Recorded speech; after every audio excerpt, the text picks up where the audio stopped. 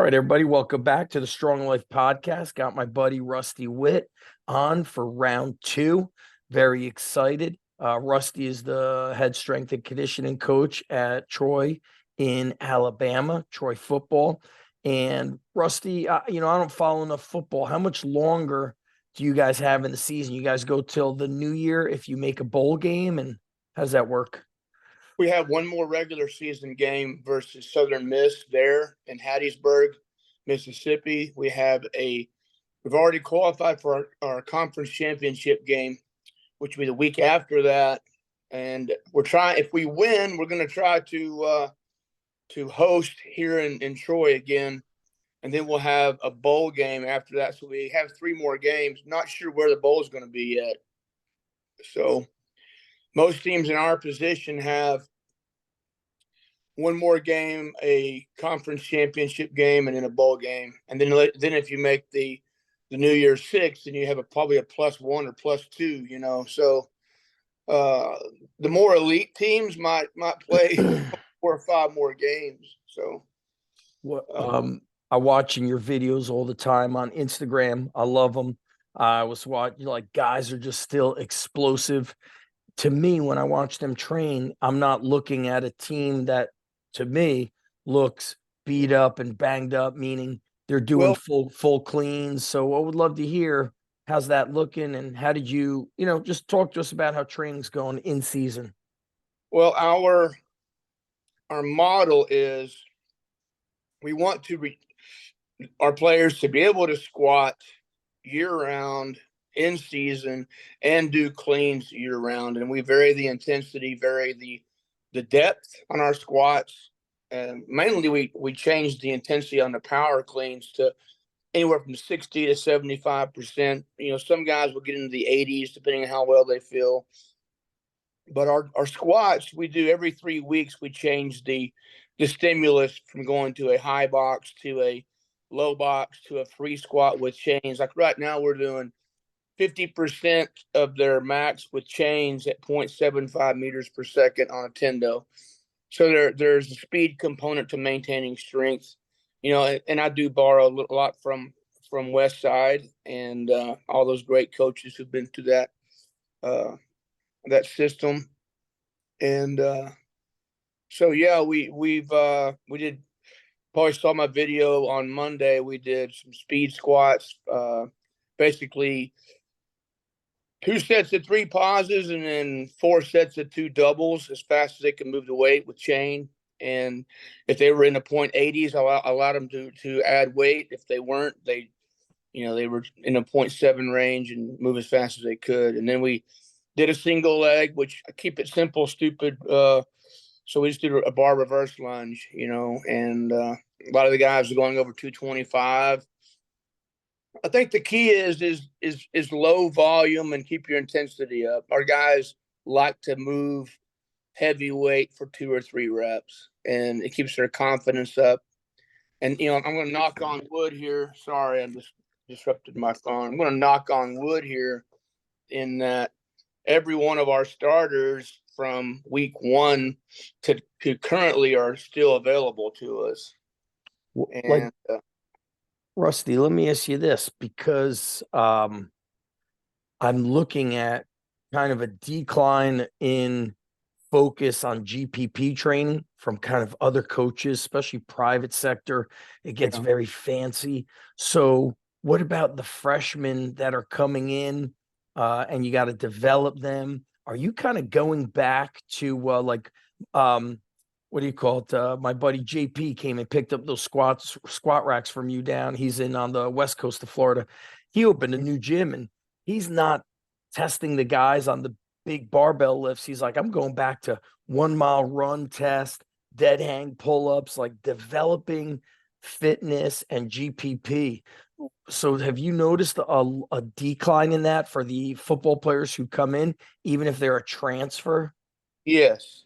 And I'm not going to throw any of our players under the bus or any other programs, but we have several transfers, and we always will. It's just going to get more and more from other Division I programs. And there's a lot of really good machines out there, that I would call accessories, and these guys are doing what they call primary movements on them, and they're not used to. I got one dude in from a Division I program, and he could not do a single pull up, a 250-pound guy. So, not to bang on those guys too much, but right now we're doing a 4-day a week developmental off season with all of our young players, and some of those guys actually play on special teams. And if they do, the Friday workout is modified for them. But otherwise, we're doing a 4-day split, a traditional 4-day split. And yes, today being Tuesday, we did hang cleans and bench press, 8s and 6s, and well, that was yesterday. We did hang cleans and bench press volume. But anyway, and then today was our front squat day, so we did a lot of front squats, and we're doing 5-6 reps of front squats. So we're doing a lot of volume with our younger players, and there's about 56 guys in that group, and probably half of them are scholarship players.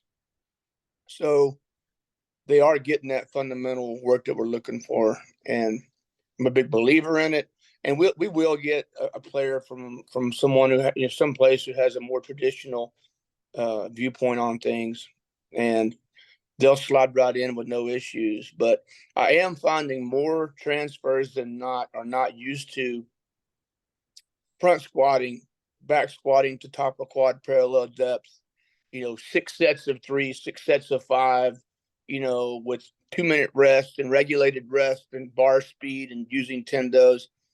It's starting to get reduced in the number of players I see in that situation. So I'm just going to stick to my guns on it and keep doing what we do. And like I said, our results speak for themselves. We could lose Saturday, we can lose anytime.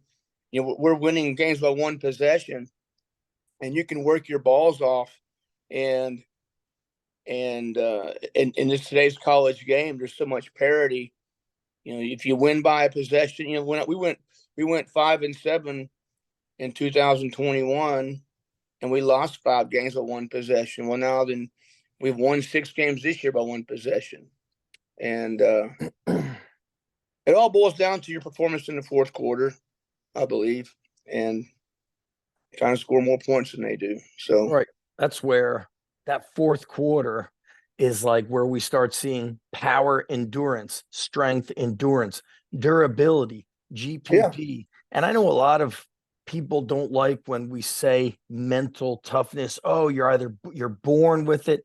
I don't agree, because I know I was not a tough younger kid, but as I went through tough training, I got tougher and I got more resilient to physical pain, to emotional stress and struggle. I learned to handle it better. And so I think training needs to have a component that challenges the player mentally and emotionally, not in a dangerous way, because we've seen that as well. But kind of like what you're saying is when you're tired, that's where getting in, like you're talking about, getting in some nice volume.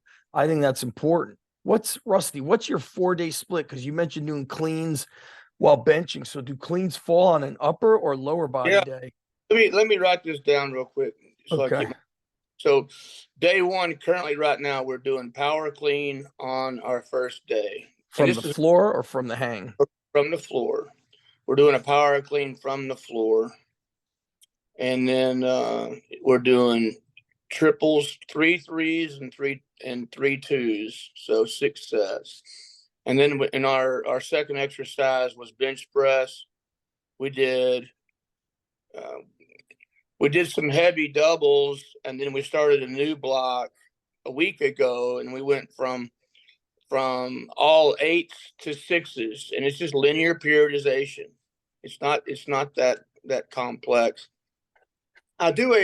On Monday, we do what we call a strong for long complex. And I think you'd probably like it in that we do a halftime, and we'll give an educational speech for 5 minutes. After we do power clean and bench, we're allotted about an hour and 5 minutes with our early group. So we'll do cleans and bench on Monday, give them about a 5-minute education about nutrition. Maybe it's creatine, maybe it's sleep and hydration, whatever it is.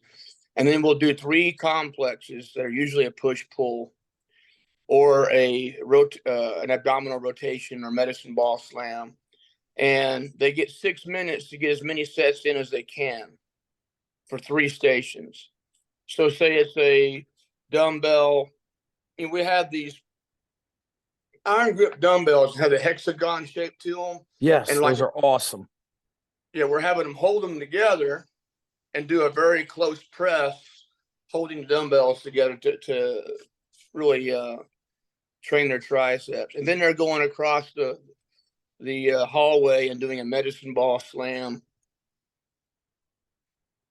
6 minutes, as many sets they can get. Usually it's 4 to 5 sets. Of Then those we're going 2 exercises. Yeah, 2 exercises. And then I blow the whistle. 6 minutes later, one group transfers to we do a pull up, pull down complex. So they're doing a wide pull down and a narrow grip pull up. And they're doing heavy 6 and 5 pull ups. So it's really smoking their backs out. Yeah. And 5 pull ups for our big skill is really challenging. Our linemen are doing a bar hang 5-second countdown. Smart. And then the next exercise is a chest supported row with a banded rotation, explosive rotation. So, and again, it's 18 minutes of volume, and I really like it. I hang my hat on that. Our guys, we had so many success stories this semester of guys gaining 15, 20, 25 pounds of body weight since September doing it this way. What do you tell the kids who are not on the meal plan? How do they feed themselves to fuel the body? That's a great question. We have a lot of walk-ons, and we do have a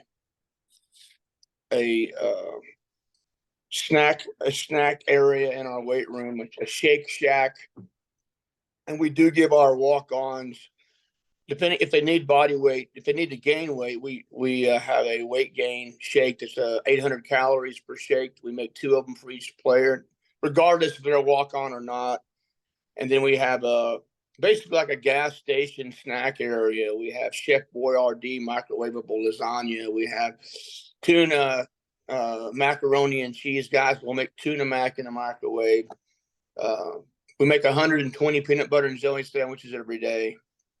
So I love it. They're smashing peanut butter jelly and Borden's chocolate milk. And then usually their parents have bought them a meal plan, 1 or 2 meals a day at the cafeteria. But we try to help them out as much as we can with that. I was a walk-on myself for a short period of time. I earned a scholarship, but I definitely know what it's like to be hungry and underfed and not have enough calories. So we try to help them out as best that we can with that. I love it. I love those shakes that you guys are making. It reminds me of that Get Big drink from Keys to Progress. Remember that old book? Oh yeah, yeah. Date was this morning.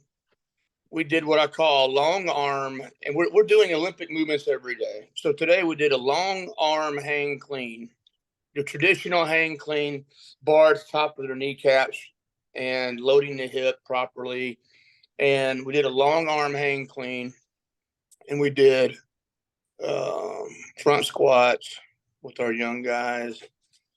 And then we do post chain, another, 6 minutes, and it's more reverse hypers, dumbbell push press. I do overhead movements on our leg days. So we do either a military press or a dumbbell push press. And the dumbbell push press, if a guy can do a jerk, we'll let him do a jerk if he looks good doing it. So they'll evolve from a push press into a jerk on their own. And we usually use dumbbells for that in season because their shoulders, they can tweak the dumbbell a certain way where their range of motion is pain-free. Tomorrow, the young group is off. Our travel squad does lift tomorrow. And then Thursday and Friday, we're back to our 4-day split routine. So Thursday, we do what I call the Gillespie hang clean, which they're basically pulling. They shrug and squeeze their shoulder blades together. They shrug up and squeeze backwards. Yes. It's a pocket clean. We call it the Gillespie because Bill Gillespie came here one day and showed us the exercise. So the guys linked it to him. And then we're going to do a football bar bench. We have the Elite FTS football bars, the multi-handles. And then we're back to doing dumbbell incline, a rotator cuff, superset, a pull up, pull down, a neutral grip pull down and a wide pull up, and another row and a medicine ball slam. And then Friday is our big squat day. Unless you are a traveling guy in that group, then we'll take the volume. If we're doing 3 or 4 reps, we'll cut it in half to 2. Or maybe they're just doing a perfect single. But they have to run on kickoff the following Saturday. They're traveling. So we cut their workout down. And they won't do any accessories. They'll just do the 2 primaries. So the Friday will be a power shrug pull. And then we go into squats. So we did a single leg, linear today with the rear foot elevated on roller pads, holding a goblet kettlebell. We'll do a lateral lunge on Friday. So if we do a linear lunge on Tuesday, we'll do a lateral lunge on Friday. Sounds like total body. Almost it's kind of total body. I mean, you're not killing one area, but it's a lot of movement and we see a lot of growth. And I've been doing it this way for a long time. And you know, there are some guys who just see it as punishment. And it's like, hey, hard work's not punishment. Mm-hmm. We had Carlton Marshall is the current all-time tackle leader in all of NCAA football. He finished his eligibility last year, and Carlton is a extremely special guy. I mean, he's as rugged and resilient as you're ever going to see a human being. 5'7.5", 208 pounds. And he led he would average about 15 tackles a game. I think he had 22 tackles versus Army last year. So anyway, Carlton spent about 1.5 years in that developmental group way before I got to Troy. So, you know, there's all kinds of examples of guys who put in the work in that group and are successful from it. What's a warm-up look like before these training days? How long is it? What does it look like? It's very brief. I learned our warm-up from Connor Hughes at West Point. If you ever get a chance, if I could link you up to go visit up there or something. I'm close. I follow him, but I need to connect with him. Is he still there? Yeah. Okay. He does a tremendous job. Well, they're warm-up, because, you know, West Point, they have to be very efficient with their time, and they don't have a lot of they cut the fluff out. They do like 8-second high knee run, and they got to yell as loud as they can. It's just to activate your nervous system. So I stole it from Connor. We do the same thing. We'll go high knees, blow the whistle, and they're running in place for 8 seconds. And what's the most common injury of all sports, Zach? The most common? Most common injury of football, soccer. ACL. No. Ankle sprain. Oh, rolled my ankle. We go into a knee over toe, holding the heel, working on dorsiflexion, ankle dorsiflexion. And we'll do kind of a series of that, pushing, releasing, active release of the Achilles and the calf. And then we drop the elbow, go groin, and we'll go into your pigeon stretch with the right foot forward, shin bone straight, the old pigeon, kind of a yoga pose. A lot of guys are getting better at that. Switch to the other side, breathe and brace, elbows and toes, bracing the abdominals, working on breathe, because we use that terminology all the time, breathe and brace. I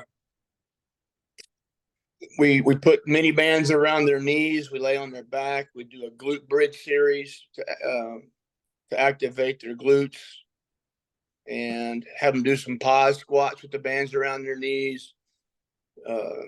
And then we get after it, man. You know, on upper body days, we'll lay on their belly. You know, we always start out the same thing with the ankles. Every day we do that, and then we'll lay on their belly and we do Y's and W's on their belly. They're squeezing their scaps together from different positions. Can't remember who I stole this from, but everybody gets a 10-pound plate. We call it the gliding duck. 10-pound plates, and they're holding them, and they'll go right, left, one, right, left, two. So they're having to hold the 10 at basically ear level, and then we'll go from the front, right, holding, left, 10, then we'll do a rear delt raise. And I mean, again, knock on wood, our shoulders have been pretty resilient this season. And it probably takes us 6 minutes each warm-up routine, and then we get into it. So I used to do a whole lot of supple leopard stuff. Yeah. From that book, and it's time consuming. I'll still love it, but it's just pretty time consuming. Kelly Starrett stuff. Yep. Really like what he does. I used to do a whole lot of that at Texas Tech, but it would take about 15 minutes to do it right. So I've kind of cut back on that, and we do it as an extra work deal. Kamani Vidal, who up until about a week ago was the nation's leading rusher, he'll come in on his own and do that routine. We have it posted, a banded mobility complex. A couple of our defensive backs will do it. Not as many guys do it as I would like, but they're really busy. But we cut down our warm-ups probably about 5 minutes from what I used to do. And then, you know, like my old mentor, Rock Gullickson, Dr. Squat was his mentor growing up. And the best way to warm up for a squat is to squat.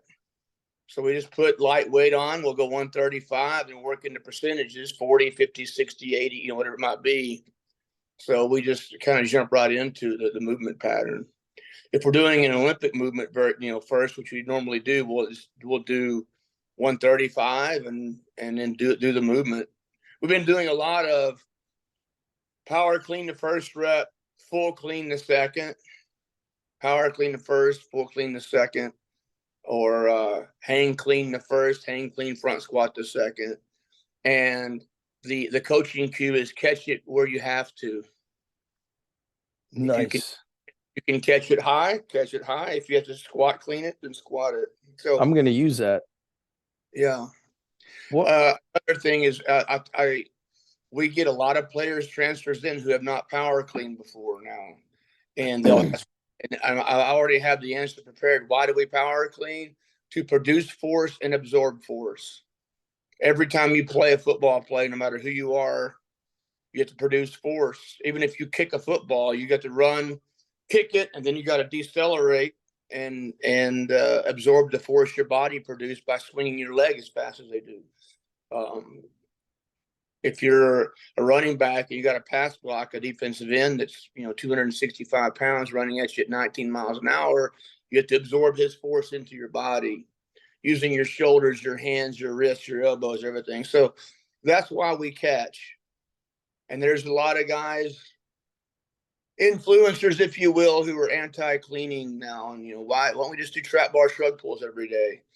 But I do believe in doing difficult things that require instruction, and we do a lot of cleans. Coach Reeves said that. He said, you got to coach them. He's like, that's our job. You have to teach the kids. The trickiest thing for me at the high school is the group, is consistent. And then we've been cleaning. We're looking great. And then out of the blue, 5 guys roll up 3 months later who haven't been showing up, and they don't know how to clean. Now they take my time, and I'm trying to teach them to clean, and I'm ignoring them. That's the downside to the high school is that freedom. Something I was thinking about, Rusty, was what about your linemen, O-line, D-line guys, when their fingers are all frigged up at this time of year? Can they still clean, or do you do a high pull? What do you adjust? We'll do a high pull here. And I would say right now, 2/3 of our team can catch and a third can't. And I just say, hey, we're going to go from strong to fast, explode your hips and pull it to your chin. And if they can't do that, they'll do a jump shrug. Okay. And we have one of our starting offensive linemen has had a back issue, and I bought a glute press from a notable company. The belt goes around your waist, Yeah. it's a glute press machine. And I got a back attack from Sornex, and he's doing back attack. So building him, rebuild. You know what is also, I like to compare it to the high school level, is when a kid gets hurt, they rarely come back to train. They go to the trainer and just lay on the table and get stim and heat. Annoyed, man. Right. How do you get strong that way? Like, you got to rebuild your back, or and I don't mind if they listen to this, because I teach them this, and it hopefully gets the message out there. Kids will try to skip the lift, and then they still play on Friday. And I say, well, playing So is violent. Yeah. Here, their athletic training time is not their lift time.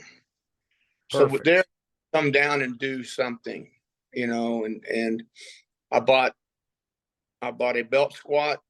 I have an old leg press that Coach Shaughnessy loaned me from the Olympic side.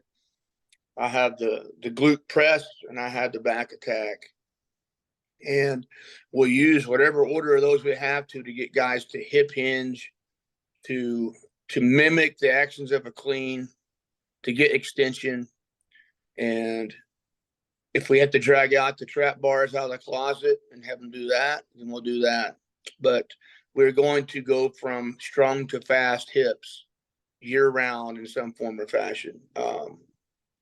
And we do dead hang pull-ups, and we do front squats. So our guys have pretty good mobility in their lats.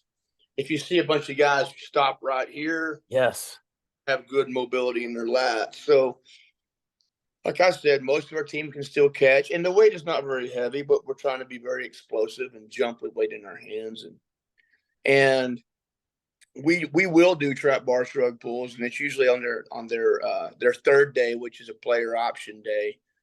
And but with our travel squad, which is a good segue into what our travel team does, on Mondays is our big squat day and single leg day, and then we'll do upper body complex push and pull, and we'll throw in a hamstring, like a Nordic for our big skill, and an RDL for our linemen. You can do Nordics with linemen all you want, and maybe some have better success than I do, but it's just a frustrating exercise for a lot of those guys. Too big, too heavy. Their body weight, their body composition with what it takes to do a true Nordic is pretty hard. We have two defensive linemen that can do Nordics, but 320-pound men, I just say, hey, we're going to do some RDLs, or we're going to do some reverse hypers. We have 6 Sornex Frankenhypers, and we use the hell out of them with the reverse hyper with our big guys. And honestly, hamstring injuries are not very common with guys who weigh over 280 pounds. So our fast guys, our big skill guys are doing Nordics once a week and reverse hypers once a week. And then we'll also have an option where they can do a kickstand RDL, or you're probably familiar with that exercise. Yep. And we do pay attention to their hamstrings. But that's what Monday looks like. And then Wednesday, which is tomorrow, we are actually going to substitute the power clean with medicine ball slams. We have the Elite FTS bars. We're going to do football bar with tendo speed at 0.65 meters per second or faster, average velocity. I've been doing tendo bench in season for a variety of reasons. The main one is so guys don't go heavy and strain a pec. And we closely monitor their bar speed and their weight. And most guys are pretty aware of what they should be doing and how fast it should be going. And there's a big accountability component to that. And then we'll finish up with one more post chain, a push and a pull, usually a variety of dumbbell, like a dumbbell, a low incline. Yep. And we do neck every day. We have these 5 neck machines. We'll pick a motion, backward neck or forward neck, and then we'll give them the choice. So they're working their neck every What do you week. got? Hammer strength? What do you got there? Neck machine. Old Williams. Oh, yeah. Williams strength. And we've been using those for the last 4 years. They're very easy to move. They don't take a very Let me ask you a question, Rusty. So why are you pulling out power cleans tomorrow? Are you like putting in a slight deload or? It is, don't tell anybody. I'm getting soft, but we're the head football coach was like, what do you think if we were to remove one aspect tomorrow of their workout? And I was like, and I'd been thinking about it anyway, right? Because I have a lot of fingers and thumbs, fingers, hands, thumbs, wrists. And I was like, and we were starting to show a little bit of mental fatigue this week, which I had to start our warm up today at practice twice because guys were just emotionally drained, I think, a little bit. Mm-hmm. So tomorrow they're gonna walk in the weight room and there's gonna be a 16-pound medicine ball at all of our 15 racks, and we're gonna do 4 sets of 5 medicine balls. And my coaching point is I want you to destroy the medicine ball on the floor as hard as you can. I want to see the guts of the medicine ball. Yeah, you're gonna be buying a bunch of new med balls. I usually tell the kids because we have to throw our medicine balls outside against a brick wall. I tell them, throw it like you're trying to put a hole through the wall. But it's interesting. Sometimes when we deload, it's like then they pick up on that energy. I remember like when I would pick up on that from the kids, I would do like a bodybuilding day. I would just I would just pump them up because it seemed like the blood flow put them in a better mood.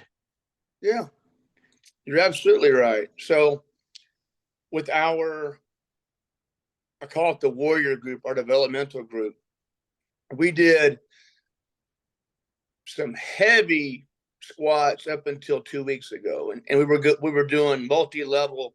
We go 2 sets, top of quad parallel, basically butt to calf, 2 sets to a low box, and 3 sets to a 45-pound bumper on top of the bench. I saw it.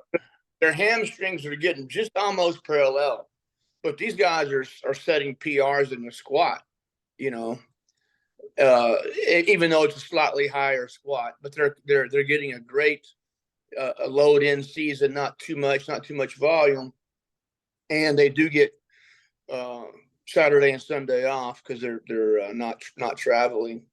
But then we started a week ago with 40% on the bar with chain, and their instructions are to move the weight as fast as you can for 6 triples, and they're just and they have to stay on their card weight. But coach, it feels so light. It's exactly how I want it to feel.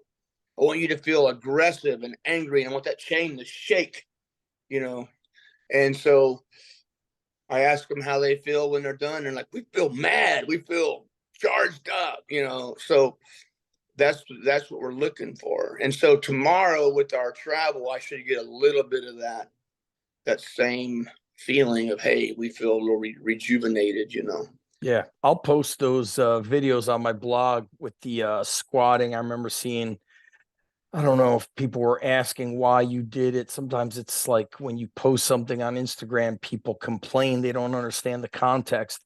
Do you Yeah, have a box at every squat rack, or do you guys squat to a bench when you utilize the box squat? bench, and when most athletes sit on a Sorinex bench or whatever brand it is, they're all kind of the same height.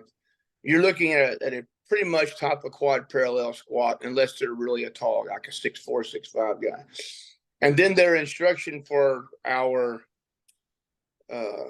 our low box is put a 25 on, a 25 bumper, and then for a high box is put a 45 on. If they're 5'8" or below, they usually just stay to a 25. I've got two guys that are 6'7", they go to a 45 and a 25. But that's the highest that we'll squat. But it's, they're not getting their hip in that zone, like, where there's no point of no return. Yep. They're staying in control. Love And it. man, our young guys got so much confidence, and even though it was a relatively high squat, but now we're going as low as they can possibly go. I told them, I want your glutes to pick up gravel.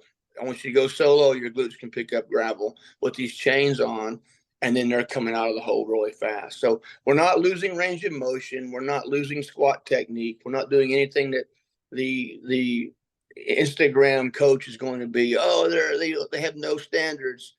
Our standards are extremely high, but in week 12 of the football season, we do variety, and it keeps those guys um, somewhat fresh, and they understand that we're looking out for them.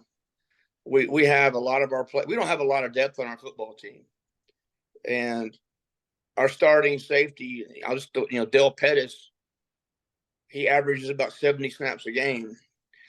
He's playing with all kinds of things going wrong with him, and he wants to know that, hey, that we're not just beating the shit out of him every day. Right. That makes it tough on a team. I found that to be common at a lot of high schools is not that, you guys may not have depth for a certain reason, but in high school, sometimes the lack of depth is because you have guys that just are waiting their turn to be a starter rather than saying, hey, I want to share this starting point. I want to be the best I could be. So, I think the younger generation, it's one of the most powerful things that they could experience is being around other high achievers. And so I notice, like, for example, one of the kids I used to train out of my garage early days, he's now a wrestling coach at a private school. And now there's kids moving to New Jersey from out of state, moving there so they could get coached by him and be on that team because the freshmen on the team are ranked nationally. And you might not be a starter right away. It might take you 2 or 3 years, but how great you're going to get. But a lot of people, the younger generation, that's a struggle they have, that accepting and understanding that this takes time. Yes. Hey, man. We got a very talented young defensive end that's going to be just a hell of a player for us if we can retain him. And he's good enough to play at a lot of schools our size. He's behind one of the best defensive ends in college football right now, and another guy who's probably going to get drafted in the 5th or 6th round. And he's behind both of them. And so he's in the developmental group. And do you think this is punishment? Man, I just feel like, I was like, dude, you've been here for 6 months, man. You've got to have patience. That's nothing. The Javon, the guy who's second in the nation in sacks right now, I mean, he's been grinding away since 2019 here. So I he's remember seeing at Iowa when Dan Gable was there, one kid won a national title as a fifth-year senior, but that was the first time he started. He was a backup for 4 years to another guy who was a four-time national finalist. And then this guy started his as a 5th-year freshman. And also back Yeah. then they had the 118-pound class. They got rid of it in college because I think it was dangerous. The guys were cutting from like 145 to 118, but that goes to show you commitment.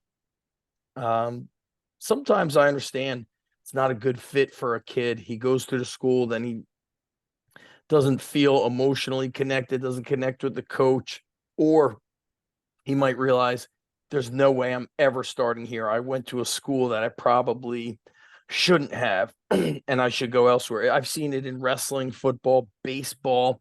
But that's unfortunate. And that's where patience does come in. Yep. And these guys at 18, 19 years of age can make tremendous jumps in a semester, 2 semesters. And I try to encourage them as much as I can, and seeing some of their levels of strength. The old model that when I was in college football in my first years of coaching, my first decade or so of coaching, it was you're going to grind away and be a scout for 2 seasons. And then your last 2 years, then that's when you're going to really shine. Nobody has the patience for that anymore. They want to play immediately, but their development, as 18-year-old, 19-year-old young man, as their development hasn't reached a level where that's very realistic. I And agree. especially at the highest levels of ball that we're playing, when these guys are literally playing against NFL draft picks, it's just they have to understand that I've got to develop my body and go somewhere with a good strength program and grow. Set your feet in stone and stop peeking over the fence at what's better and what you perceive as being better, and go to work, and Years of there's a lot of work. there's a lot of coaches out there that if you would just give them a couple of years, they'll change a guy's life. Right. Years of work. I think that's where people are missing the boat. Matt Wenning talks about that a lot. He's like, we need to stop thinking about it 12 weeks to this, 6 months to that. So we need to really start looking at years, developing in even at the youth level. I'm looking at 6th and 7th grade, 2 years, 8th grade, a full year to prep you for high school, 9th year, preparing you to now battle with you might be 15 or 14 and now you got to compete against 18-year-olds. There's just a different when you're 14 or 15, you don't think like an 18-year-old. You don't have the aggressive instincts for these combative sports. So it's okay if you're not the man right away. What, Rusty, let's close out with this, my bro, with the intensity of the season and the intensity that you bring to programming, coaching, being on the sideline, the ups and downs of football. What do you do when you go home to just chill out? Is it books? Is it movies? What do what do you do to calm down, to deload the body and mind, so to speak, from coaching? I play guitar. I have a I didn't know that. acoustic guitar laying on my couch that I'll noodle with. I'll open up a YouTube video and I'll mess with that.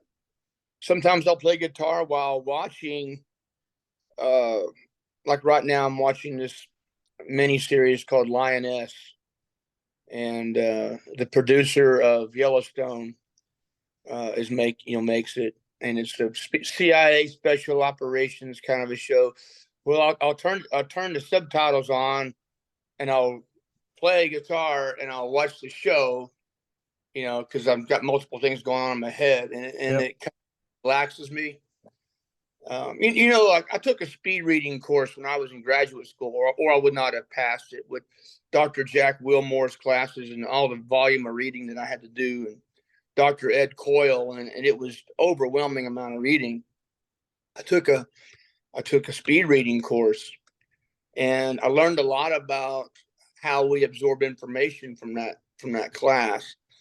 And for instance, you can drive down the highway, engage a conversation, keep your car between the lines, know what radio station you're on, singing to a song watching a car pass you, you can absorb all this information at once. So if you're just going to read a book from left to right, you get bored, your brain's, wanting more stimulus and can absorb way more stimulus. So if I don't want to get myself tired and ready to go to bed, I will subject myself to multiple stimuluses. Play guitar while I'm reading, watching TV, and then I'll get tired and I'll fall asleep with the guitar in my lap. So those are some things that I do. And while you're talking about books, I got this today. Yeah, brother. That took a lot of work, man. Dude, that was I'm not trying to throw a plug out there for you, but that took a lot of work, and there's a lot of passion behind this, and I really appreciate it. I have to probably do a new podcast on the ups and downs that came with that book and the first book Yeah. publisher that bailed out and all that. And yeah, man, I feel like these kind of quote unquote old school methods need to make a comeback, mostly in part to bring back effort and work, to remind people that that's a lot of times what we are missing. And I look at my recent football team I worked with. I feel like our injuries came from everybody who didn't work hard or who avoided the work or who tried to do a fancy program instead of sticking to the basics. And always feel that an advanced coach could watch your videos or somebody else, and there's just like a beautiful clean or beautiful squat. And we know all these things that went into developing that squat. But the average person would be like, they're just squatting. Well, listen, a lot of people squat just like we all drive cars, but only some drive NASCAR because how they drive and how they know how to shift gears and how they know how to be only so close to the wall and all these little nuances. Yeah. Right. That's why I say to people, hey, listen, if it's all the same stuff, why aren't we all stronger than the guys at Westside Barbell? They're squatting also. You know what? It's all the same, but it's how things are done. It's the nuances, the details, those details that make a big difference. So when I watch your guys training, to me, it's like, oh, that's a beautiful squat, or look at that clean, or look at the guy go into the bottom, set his back, lock in, all the things, even the atmosphere. It shows the work that you've put in to develop that. Well, on that note, right, like our starting offensive line basically played every snap of every game for 12 games. And I'm doing some math here. If you're going to add extra points, they've all played around 1,000 snaps of football this season. And that's before we go into a conference championship and a bowl game. So it's 2 games shy, and most of our linemen have played over 1,000 snaps. And during that snap, they're for a defensive lineman, they're having to engage 600 pounds of a double team. So there's all kinds of things that can go wrong with them. And every one of our starters went through at least our off season starting in January. So the rep count that you need to be ready for that level of intensity, it has to be pretty high. The work volume, it has to be, got to be a lot of squats, a lot of lunges, a lot of power clean catches. It takes a lot of work to make your body that resilient. And I'm a firm believer in the volume of January, February, that dark period where, we're always just grinding away, and I'm a big believer in, you might see a set of 10 on your card or a set of 8 or a set of 6, and I have seen the results of it. I didn't dream this up myself. I've worked with some great people in the past who influenced me, but there's a lot of foundational load you have to put on a player so they can play that entire season and not get banged up. And then from a high school standpoint, you're exactly right in that they have to put in that time of doing the basics to have that. I don't create athletes. You don't create athletes. You enhance athletes. You can greatly enhance athletes, but you have to enhance their resiliency and their grit. And I do believe that you can actually, yes, you can train mental toughness, and a huge part of mental toughness is self-confidence. Yes. So, yes, I do believe in all of that.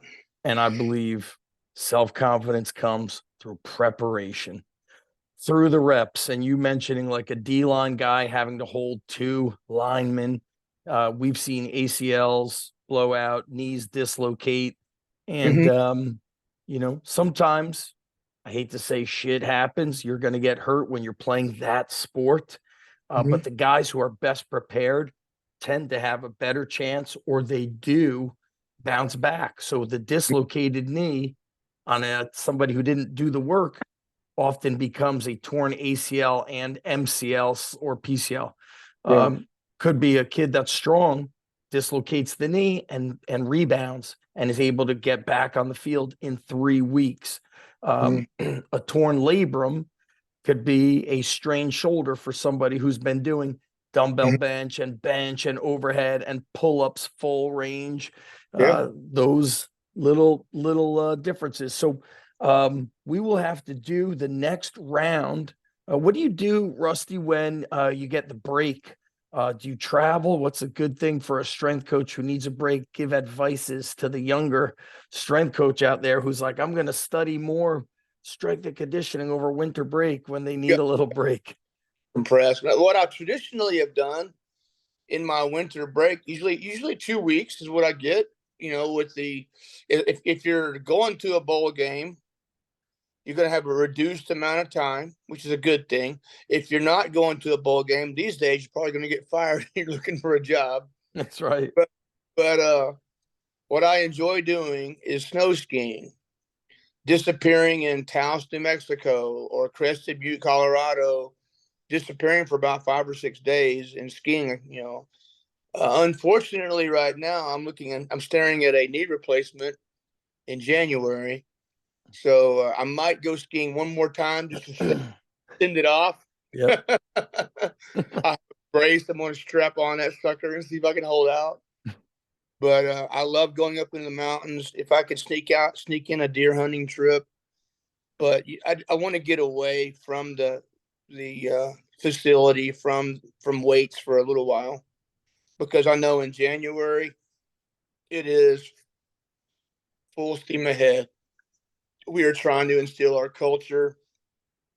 And we had 53 new players come in January, and the culture establishment is now a daily. It used to be a semester, but now it's a daily thing you have to enforce and work for. So we'll probably have another 40 or 50 brand new players come in January as we right back to our cultural development and establishing our strength foundations.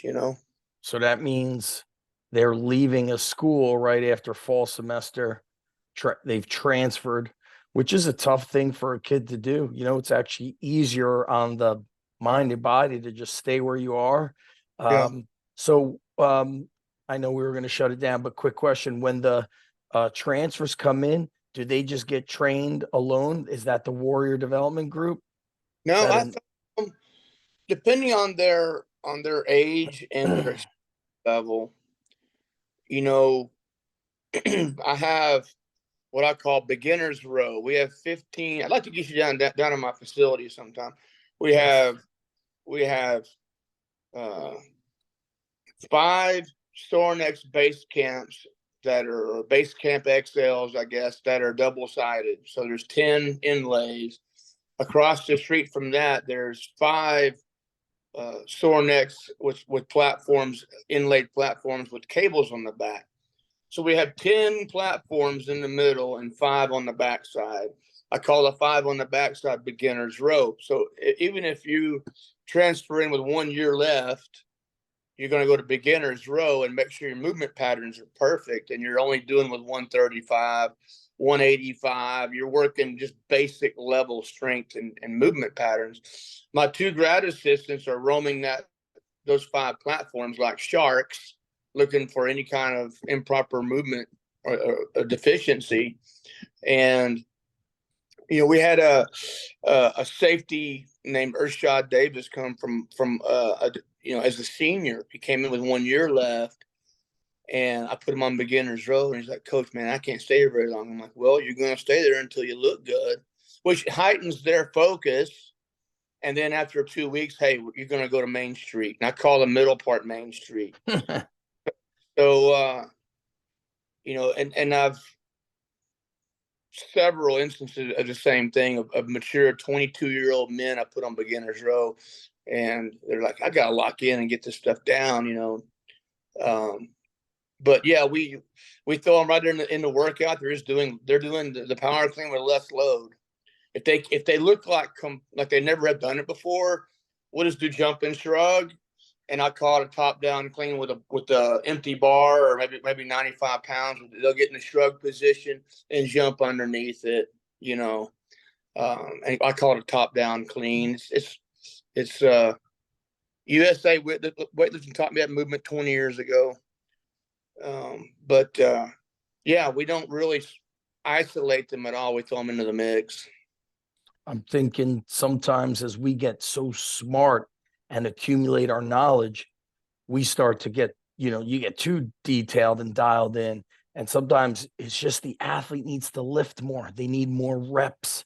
And you as a coach need to be emotionally okay with, you understand that it's going to look kind of shitty in the beginning. And as Dave Tate says, you're going to go from shit to suck to crap to good.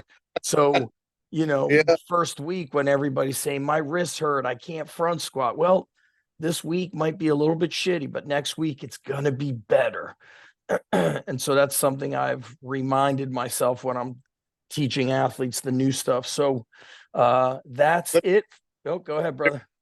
You mentioned teach. Yes. I see my role more and more now as a teacher, and then I have a lot of young guys coming through. I have 2 really good grad assistants, and one has already got his master's and he's certified, so he's about to go on to greener pastures financially, at least anyway. But in teaching these guys, these athletes, their attention span is really closed in. It's their stimulus. There's so many stimuluses for them, and you have to get it in really quick, or they just zone out on you.